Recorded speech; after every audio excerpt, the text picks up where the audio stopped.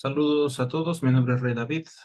Damos continuidad al resumen que vamos haciendo sobre la suma teológica. En esta ocasión vamos a abordar la cuestión número 2 sobre la existencia de Dios.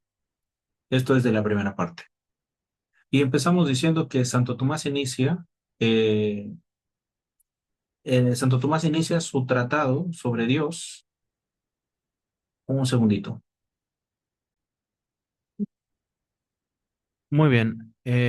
Una disculpa, tuve que conectar el micrófono porque si no, no se escucha bien. Pero bien, continuamos con lo que veníamos diciendo. Santo Tomás inicia el tratado sobre Dios con una cuestión fundamental de si la existencia de Dios es evidente por sí misma, y con esto quiere saber si basta comprender el significado de la palabra Dios para reconocer inmediatamente que Dios existe, sin la necesidad de la demostración. En filosofía se llama evidente por sí misma a una proposición cuya verdad reconoce inmediatamente, o sea, se reconoce inmediatamente al entender sus términos. Por ejemplo, cuando decimos el todo es mayor que la parte, basta con comprender qué significa todo y qué significa parte para ver que la proposición es necesariamente verdadera. Podría pensarse que algo semejante ocurre con la existencia de Dios. Algunos autores afirmaban que el conocimiento de Dios está naturalmente inscrito en el corazón humano y que por ello su existencia sería evidente. Además, si entendemos a Dios como el ser más perfecto que puede pensarse, parecería contradictorio que ese ser perfecto no existiera.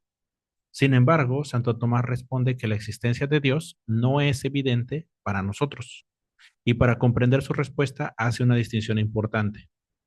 Una proposición puede ser evidente de dos maneras: una en sí misma o para nosotros, ¿sí? Algo es evidente en sí mismo cuando, por ejemplo, la relación entre el sujeto y el predicado es necesaria, como por ejemplo el todo es mayor que la parte. Para nosotros eso es evidente, ¿sí? Pero para que sea evidente para nosotros también es necesario que comprendamos plenamente lo que significa el sujeto de la proposición. Y aquí está el punto decisivo. Nosotros no conocemos la esencia de Dios. No sabemos directamente qué es Dios en sí mismo.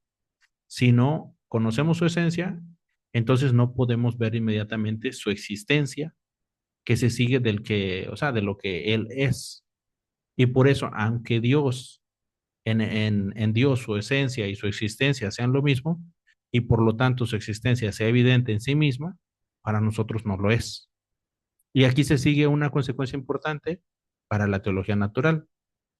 Si la existencia de Dios no es evidente para nosotros, entonces debe ser demostrada a partir de sus efectos, es decir, a partir de las cosas que podemos conocer en el mundo. Y así se abre el camino para la investigación filosófica de la existencia de Dios.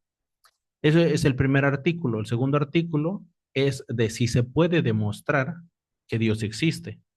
Y después, obviamente, de afirmar que la existencia de Dios no es evidente para nosotros, Santo Tomás plantea la siguiente cuestión: si es posible demostrar que Dios existe. La dificultad surge porque la demostración científica parece exigir que conozcamos la esencia de aquello que queremos demostrar. En muchas ciencias se demuestra algo a partir de lo que la cosa es, pero en el caso de Dios ocurre pues una dificultad: no conocemos su esencia. Si no sabemos qué es Dios en sí mismo, podría parecer que tampoco podemos demostrar que existe. Y Santo Tomás responde que sí es posible demostrar que Dios existe, pero no del mismo modo en que otras ciencias. Y explica que existen dos tipos de demostración. Una de demostrar algo a partir de la causa, cuando mostrando que por qué una cosa debe existir. Y esto se llama demostración propter quid. Pero para usar este tipo de demostración es necesario conocer la esencia de aquello de lo que se estudia. Y en el caso de Dios, pues esto no es posible, al menos no para el entendimiento humano. Y la otra forma de demostrar es a partir de los efectos, es decir, partiendo de las realidades que conocemos y remontándonos a su causa. Y esta demostración es la que se llama eh, eh, quia, o sea, Santo Tomás dice, se llama quia. Cuando vemos un efecto, podemos concluir que debe existir una causa capaz de producirlo, ¿no? Y este es precisamente el camino que Santo Tomás propone para conocer la existencia de Dios. Aunque no podamos conocer directamente la esencia divina, sí podemos observar los efectos que existen en el mundo a partir de esos efectos, como por ejemplo el movimiento, el orden del universo o la existencia de los seres contingentes. Podemos concluir también que debe de existir una causa primera.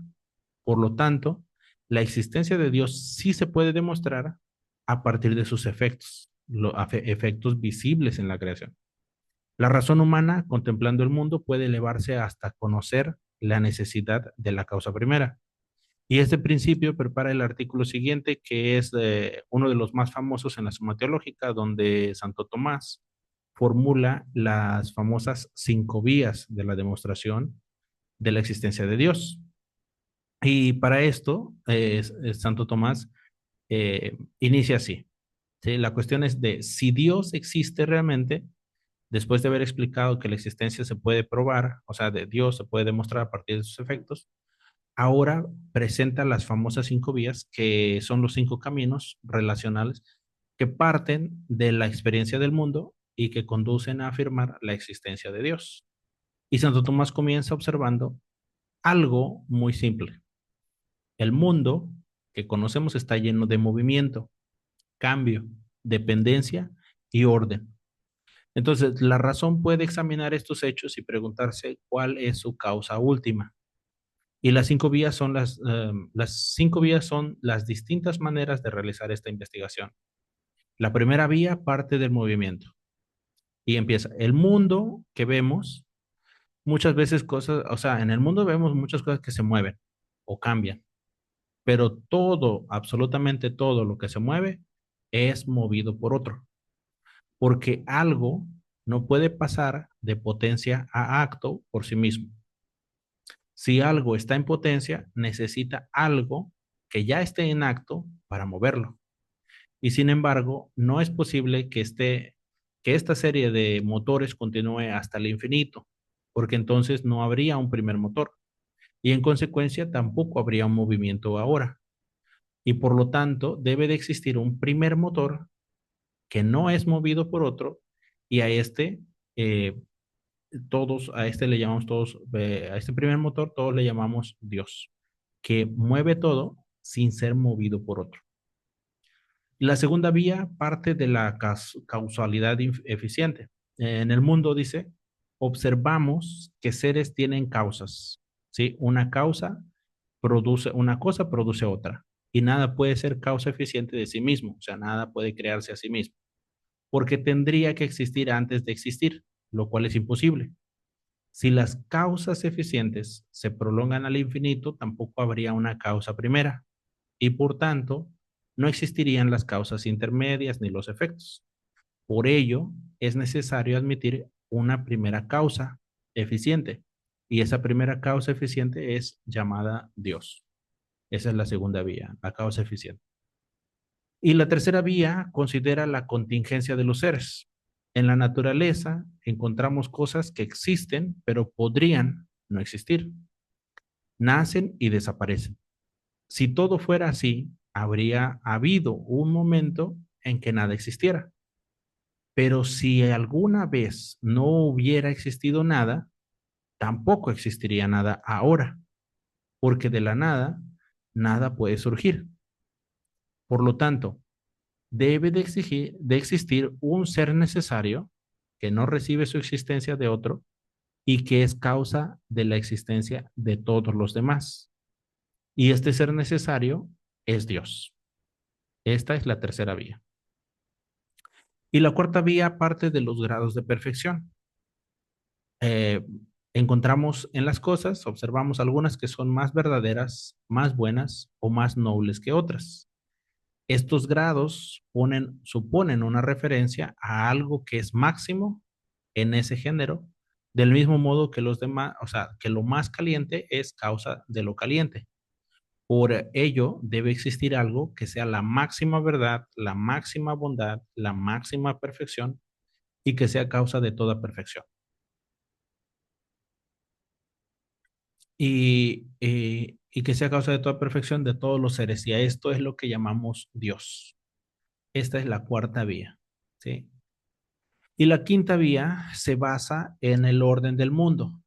Incluso los seres que carecen de conocimiento, como los cuerpos naturales, actúan de manera ordenada y dirigida hacia fines determinados.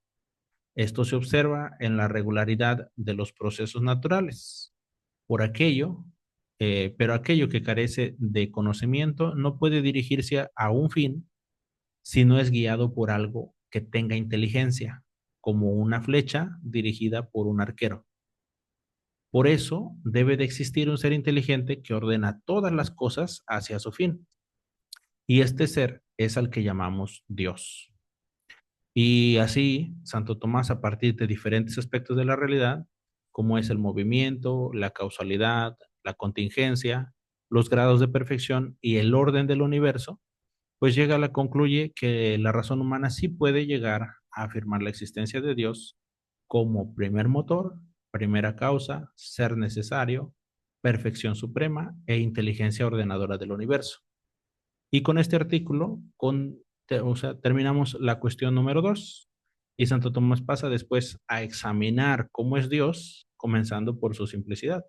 Y eso lo veremos en el siguiente video.